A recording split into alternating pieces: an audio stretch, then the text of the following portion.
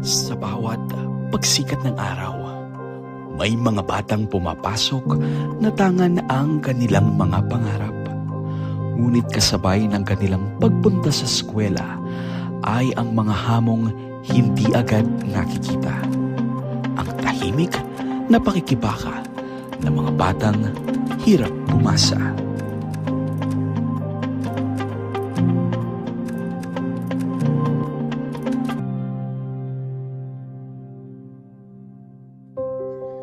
It was a rainy evening in our Siya, si Angel Joy, mag-aaral mula sa ika-6 na baitang. Sa bawat pagbubukas ng kanyang libro, may mga salitang hanggang ngayon hindi pa rin niya lubos na nauunawaan. Dati kong estudyante si Angel Joy at napansin ko na hindi akma sa kanyang grade level ang kanyang kakayahan sa pagbabasa. Para sa isang bata, ang hirap bumasa ay hindi lang problema sa akademikong kakayahan. Ito ay may kaakibat na hiya, takot at pakiramdam na parang palaging naiiwan. Minsan po, ayaw ko po magbasa dahil baka po ako magkamali at pagtawanan nila. Isang pakiramdam na hindi lang kay Angel Joy nararanasan. Isa itong realidad ng maraming batang Pilipino. Sa Yucos Elementary School, 152 sa 890 mag-aaral ang kabilang sa low at frustrated readers. Kabilang ang 73 sa Key Stage 2+. Bilang tugon sa hamon ng kahinaan sa pagbasa, inilunsad ang aral program, isang sistematikong interbensyon na isinulong ng Kagawaran ng Edukasyon, katuwang ang STO Laguna at ang Nagkarlan Sub-Office. Layunin nitong tugunan ang learning gaps ng mga mag-aaral, lalo na sa pagbasa, sa pamamagitan ng masinsinan, angkop at makataong pagtuturo.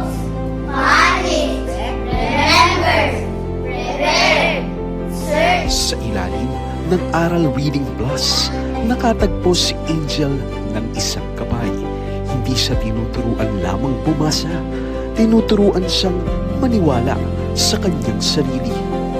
Siya po ay isa sa mga bata na nagsumikap na matuto. Isa po siya sa bata na nakikita ko na nag-improve, always participative sa bawat araw na aming pag-aaral. Ang nakita ko po sa anak ko, nag-improve po siya sa kanyang pagbabasa. At saka po, nakikita ko rin po na nag-aaral na po siya ng mabuti. Nakikita ko po yung sigasig niya na po sa pag-aaral. Ngunit gaya ng anumang programa, hindi rin maiiwasan ang mga panakit sa landas ng tagumpay. Isa sa pinakamalaking hamon, ang madalas na pagliban sa klase.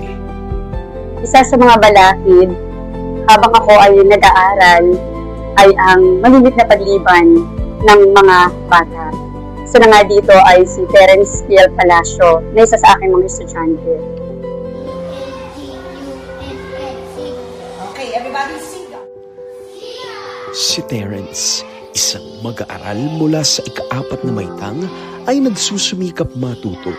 Ngunit dahil sa kakapusan, may mga araw na napipilitan siyang lumiban sa klase upang maghanap ng pagkakakitaan. Sumasideline siya sa pagbubukas ng pinto ng isang convenience store. Para po magkapera, bibigyan ko po yung kapatid ko ng pera. Bilang tugon, isinagawa ang home visitation. Ang mga ganitong sitwasyon ay tinapatan ng tulong ng mga stakeholders, kaya ng egg feeding program ng Dunong mula sa UPLB, Power Up Meal ng Sir Optimus International of Ortigas and Environs, kasama ang ating mga LGU at ang SPTA. Malugod kami na maging kaisa sa mga ganitong gawain na layong paigtingin ang ating ugnayan, maging ang makapagbahagi sa aming munting paraan para sa pag-angat ng edukasyon sa ating bansa. Nakatulong ang suportang programa ng Sir Optimis International of Ortigas and Environs na Power Meal School Feeding sa aral program ng DepEd. Inalakas din ang programa ng mga gurong nagsisilbing tutors, mga gurong inubog sa pagsasanay at nagtutulungan upang kabayan at bigyang pag-asa ang bawat bata. Matapos ang mga interbensyon, malinaw ang pagbabago. Ang dating hirap bumikas, ngayon mabilis nang nakababasa at may pag-unawa. Base sa mid-year assessment, nakapagdala ang paaralan ng 91% na percentage of improvement para sa Key Stage 2+. Then makibasa nga ng ating aralin ngayon, anong dapat tandaan?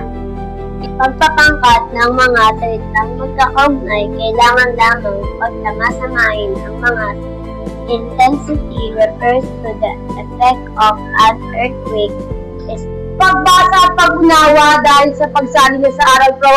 Bigyan naman natin ang palakpakan si Angel! Ayan! Congratulations, Angel! Ang batang dating tagabukas ng pinto at madalas lumiban sa klase, ngayon nagsusumikap ng pumasok araw-araw. pasok na po ako araw-araw. Ang kwento ni Terence at Angel Joy ay patunay na ang pagkatuto ay hindi minamadali.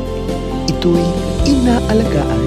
Sa aral program ng Yukos Elementary School, bawat bata ay pinibigyan ng pagkakataong pugon, matuto at maniwala sa sarili.